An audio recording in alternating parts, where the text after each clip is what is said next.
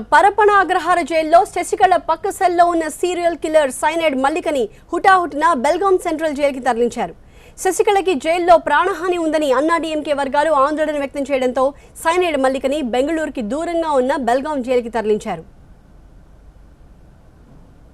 Cyanide మల్లిక దేశంలో తొలి మహిళా సీరియల్ కిల్లర్గా క్రిమినల్ రికార్డుల్లోకి ఎక్కారు.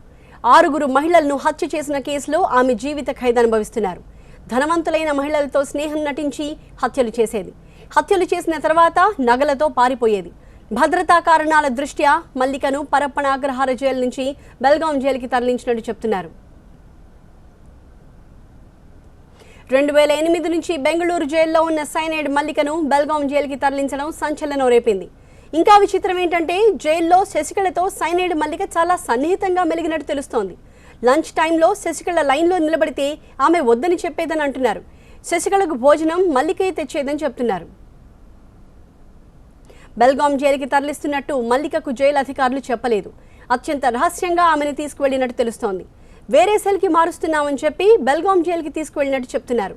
బెల్గాంలోని హిండల్గా జైల్లో మరణశిక్ష పడిన ఖైదీలతో పాటు టెర్రరిస్టులకు కూడా పెట్టారు. పరప్పన అగ్రహార జైల్లో తనకు ప్రాణహాని ఉందని చెన్నై జైలుకి తరలించాలని శశికళ జైలు అధికారులకు లేఖ రాశారు. ఆమె తరపు న్యాయవాదులు కోర్టులో పిటిషన్ కూడా వేశారు. కానీ విచిత్రమైన పరిస్థితుల్లో సైనైడ్ మల్లికను బెల్గాం జైలుకి తరలించడం సంచలనం రేపింది.